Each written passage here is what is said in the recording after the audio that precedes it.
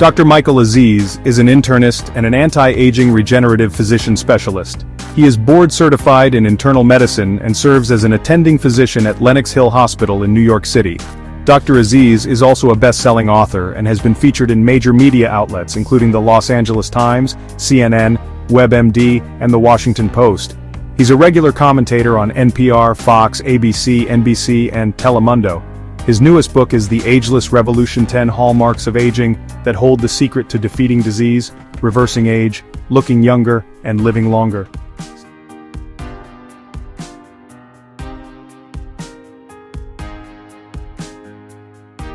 You are watching Profunda TV with host Phyllis Haynes. It's a pleasure talking with you, Dr. Aziz. I feel very hopeful after reading your book, but I really want to get clear. Your book, The Ageless Revolution, is fascinating, but is it really possible to grow old without getting sick?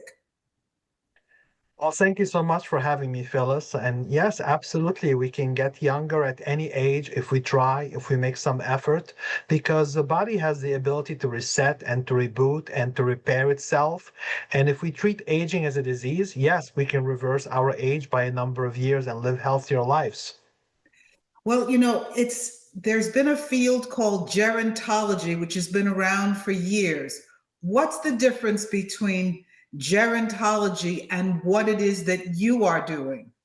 Oh my God, that's totally different. So, there is during our training, there is a fellowship called, gerontology, and that's totally different. That's taking care of people in nursing home with bed sores, people with Alzheimer's disease, people with terminal illnesses. This is totally different than the way we can age now by targeting cellular aging, by targeting our cells, our DNA, and to live very healthy and productive into our 70s, 80s, even 90s.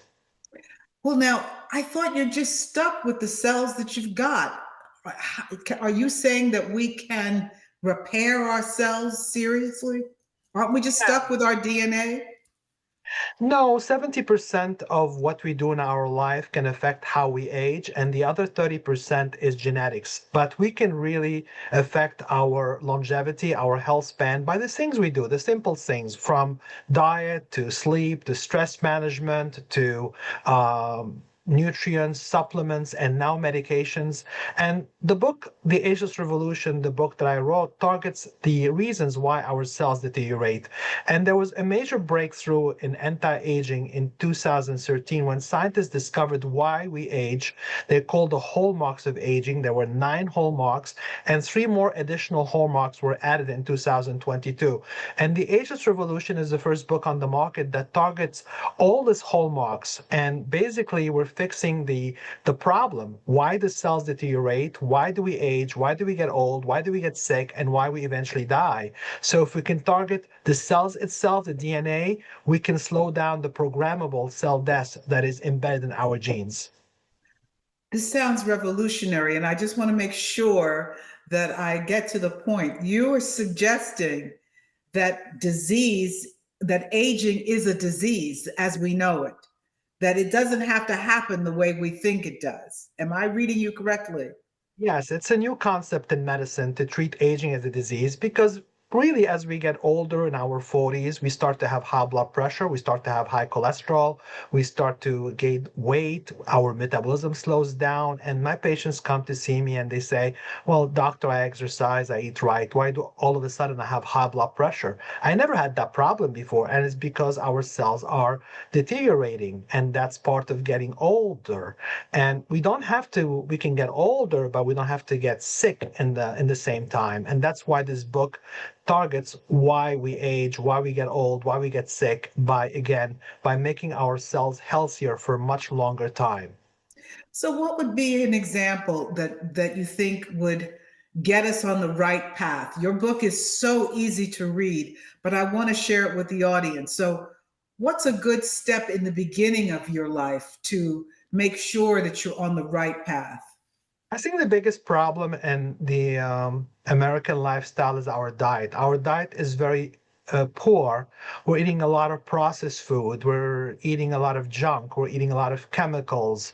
We're eating trans fats. We're eating nitrites in processed meat. And all this has a negative effect on our genes, our DNA, our cells, and it makes us sick. And that's why we have the lowest lifespan in the Western world at 76, while countries like France are 84, Monaco at like 88, Hong Kong 88. In South Korea, women are going to be the first in the next decade to live to 90. So we're really living like 15 years on the table, and that's not good. Not only we're living all these years behind that we can live, but we're also living much of our lives in our 50s and 60s with diseases, with chronic illnesses. So again, you talk about processed foods, but the average parent going into a supermarket doesn't really have a choice. How do you know whether something is highly processed or not? What's the evidence? Well, I've been on TV a lot talking recently about all processed food. And right now, processed food is 50% of the American diet. We're eating tons of refined carbohydrates, which have a negative impact on our cells. It impacts a gene called the FOXO gene. That's a gene related to longevity. And anything in a box, anything in a bag is processed. We really should eat natural food. It's back to basics. And the biggest problem and the biggest issue is many people are, they make a commitment to their health. They say, you know what, I'm going to get healthier this year. I'm going to lose weight. And then they go on those fad diets, whatever diet on the market is, whatever the New York Times bestseller is. And the problem is that those diets are also bad for us. Talking about low carb, keto with all the chemicals. I mean, people lose weight and they think, well, I'm eating salad with cheese and bacon and they're losing weight and they think it's good for them because they lost 2 pounds, but they don't realize that those types of diet with all the chemicals, the processed meat, the nitrites are also shaving few years of their lives. Okay, so all right, we get the picture that the added chemicals are bad, but we have to be realistic. One of the things about your book is that you talk about realism. I'd like to just have the whole book for the whole show. There's so many interesting parts. But let's go to one of your key points, which is what happens to cells and how we affect those cells. That's what I So really want to know. So there are 12 hallmarks for aging, and that's the reasons why our cells deteriorate. And one of them is the gut health, which was recently added. So we're not taking care of our gut in the United States. Again, we're eating a lot of sugar, we're eating a lot of the seed oils, the vegetable oils. All those vegetable oils are very inflammatory in nature. And right now, colon cancer is the number one cancer for men below age 50 because we're not taking care of our gut bacteria. And we find countries that eat a lot of natural food, a lot of fiber, a lot of fermented food.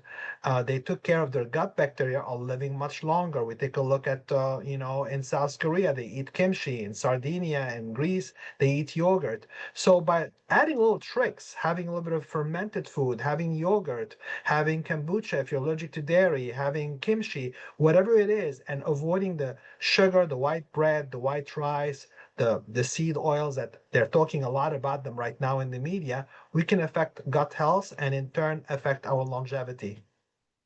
Another thing you discuss in your book is intermittent fasting, which is also something to help the gut. What can you say about intermittent fasting?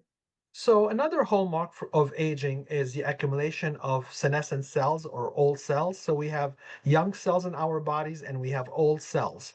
And those old cells do not work. Not only they don't work, but they also disrupt the young cells from working. And they call them senescent cells. They call them also zombie cells because they're like in the movies. They just don't die. And we have to get rid of them. And the easiest way to get rid of the senescent cell, the zombie cells, for the young cells to work and for us to be healthy is skipping breakfast 1 or 2 days a week. So on the weekend, you can just have a black tea in the morning and just go for brunch and dinner. And believe me, it's not a lot to just skip a meal, just one meal, breakfast, or just have dinner at 5 o'clock and don't eat after five. Have breakfast and dinner, early dinner. And that's one way to get rid of senescent cells. And we know that caloric restriction, intermittent fasting has led to a prolonged life in many animal studies, even monkeys. So there's no reason it will not work in human as well. All right, but let's talk caloric restriction because I think this is very confusing for lots of people. Let's say the average person needs what, 1,800 calories a day or 2,000 calories a day. How much are you talking restriction to have an impact? So there are three types of intermittent fasting, and one of them is cutting calories on certain days and eating normal calories on different days, and that leads to weight loss. And that has no impact on longevity, but it will have an impact on weight, diabetes, feeling better, and that's good. But two types of intermittent fasting have been linked to longevity, and that is just skipping a meal like breakfast or dinner, so just eating two times a day. So eating in a 8 hour period and not eating for 16 hours. And in those 16 hours, you can drink a lot of fluids, water or, tea, as long as they don't have any calories. And there's a third type of intermittent fasting, which is very, very hard. And that's not eating for a couple of days, 24 hours and more. I was able to do it. One time where I did not eat for 2 days. And people who go for 3 days without eating, they feel their energy goes up because you use ketones instead of sugar. But I'm not in favor of that type of fasting, absolutely, because you also lose muscle mass when you starve yourself. And we need muscles as we get older.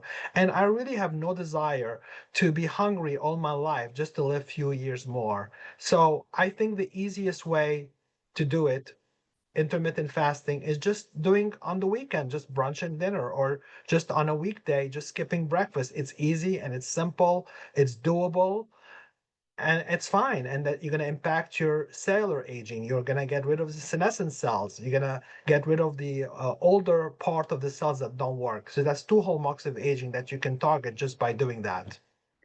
In your book, you make a reference to or description of epigenetics. Can you describe what is epigenetics? So epigenetics, as a name implies, epi means on top, and the genome is the DNA. And epigenetic alteration is another hallmark of aging that I discuss a lot in the book, and has to do with the things that we do that affects our gene. And I give an example in the book of like, I don't know if you read that part where I talk about, imagine if Whitney Houston was a total unknown, and for a chance of stardom, she sends a record of her voice to The Voice. And then the producer, instead of using a record player that is functioning, they use a vinyl record, they use a record player, but the needle is damaged. And all of a sudden, they cannot listen to the voice of Whitney Houston because her voice is so off. It is so bad. Her voice is the same, but the needle and the vinyl record player made her so off that she's not even selected to even be, at the beginning of The Voice in the audition. She's not even selected. And that's epigenetic alteration, is the things that make our gene act in a bad way. Our gene is the same, but then the bad things we do affect our genes to behave in a different way, like smoking. So smoking affects our DNA. Eventually, guess what? It causes cancer. Or eating nitrites, bacon, processed meat, ham, that people are doing on low carb, very popular keto. Again, nitrites make the genes they cause cancer. So it's on top of the gene. It's the things that we do that affect our gene negatively and makes us age in a completely different way. I did read your analogy. One of the fun things about your book is that you use wonderful analogies to explain your points. But since you mentioned Whitney Houston, it also brings to mind the sadness, which is how important is emotional well-being to longevity? How important is your day-to-day life and the quality of your experience to your longevity? Yeah, so the Ageless Revolution is a very scientific book, but I made it very simple. So I used a lot of examples to make people understand the science of our actions and how they impact our cells. But I think the one thing that we have to be aware of that in many countries, the blue zones, where people make it to 100, or in the other parts of the world where people make it to 90, we find that they have a good social life and they have friends and they are active and they're happy. And we find that has a very big impact on longevity. And the reason I believe those people are living longer than we do is because they're able to deal with stress. So when we're stressed, we secrete a hormone called cortisol, and cortisol makes us anxious, raises our blood pressure. It has a negative impact on insulin, another hormone. It makes us maybe even diabetic. It makes us gain weight, but it also impacts one of the hallmarks of aging that I talk about in the Ageless Revolution, which is the telomeres. So at the end cap of the chromosomes, there are short part called telomeres. Think of them as the caps on the shoelaces. And when we are stressed, when we have high levels of cortisol, the telomeres get shorter. And if the telomeres are short, the cells die. You want to have longer telomeres. And the easiest way to have longer telomeres is to deal with stress, is to take supplements, fish oil, vitamin D. Supplement I talk about in the Ageless Revolution is called astragalus, very important for longevity. And I think the reason those people are able to live a long life is because, again, they're dealing with their stress level, um, they're happy. So that it has a major impact on longevity. Okay, so we've got the supplements down, we've talked about the food. What about movement? How important is exercise? I mean, I took up exercise early on in my life, and I remember doing television and having people say, "Oh, why are you running so much? Why are you doing so much exercise?" Tell me, I mean, has the world changed? Do we now value exercise more? Does it matter? What's the truth about that? We are programmed to move, and the big epidemic right now of just sitting down, that's an epidemic like smoking, and everybody's sitting down. They're glued to their computer screens. We're not moving enough, we're not having enough time to work out, and that has a negative impact. So there's three types of exercises, and they're all good for us, whether aerobic or anaerobic exercise. I think as we get older, we need to lift more weights so that we don't lose muscle mass. But there's one type of exercise that is very hard to do. It's called high intensity interval training, and that has the most impact on longevity, about 9 years. But that's very hard to do for the average person. That's a person who works out so hard that they lose their breath. So I try when I go to the gym, I do a little bit of running on the treadmill, elliptical, lifting weights, but I try to on the treadmill to run so fast just for a couple of 30 seconds that I lose my breath, then I have to slow down. So that's one way to incorporate high intensity interval training. You don't have to do it with like a trainer and losing your breath for an hour, but just try as much as you can to give yourself that extra boost at the gym to lose your breath. But always consult with a doctor first. So, Dr. Aziz, listening to you, I get so hopeful. Are you saying we're not doomed to be like our parents? You know, aren't we just getting the same programming that we inherited? Or are you saying that we really don't have to accept what their lives turned out to be? Believe it or not, our grandparents in particular, had it good. I mean, we've heard of a grandma living to 90 and she was perfectly fine. She never saw a doctor. I think the biggest problem with our grandparents is people died of infections. They died of pneumonia, they died of the Spanish flu, they died of syphilis, tuberculosis, but they ate natural food. They drank regular whole Uh, milk. They ate yogurt. They did not know about soy milk. They didn't know about margarine. They did not know about all the fake stuff we're eating. But I think now that we have the hallmarks of aging, we can target them. But Phyllis, I talk in the book that the biggest obstacle are not the hallmarks of aging. I talk with the people about the science, about the things to do. What can they do today and tomorrow? Even few things can impact their lives in a positive way. But I think the biggest obstacle for us are the obstacles we put to ourselves in front of us that we say, I'm too busy to work out. I don't have time to eat. Organic food is so expensive. Or we behave on a diet and then we go on to a birthday party and then we eat cakes and we mess up the whole effort we did for the whole week with intermittent fasting and cutting the sugar. And now we ate two pieces of cake, we had two beer. So I think the biggest obstacle is again the obstacle we put to ourselves, not the hallmarks of aging, because the hallmarks of aging have been identified and identified to the readers what weapons we have against them. So, Dr. Aziz, I know you won't criticize your colleagues, but why are you such a unique voice in this medical profession?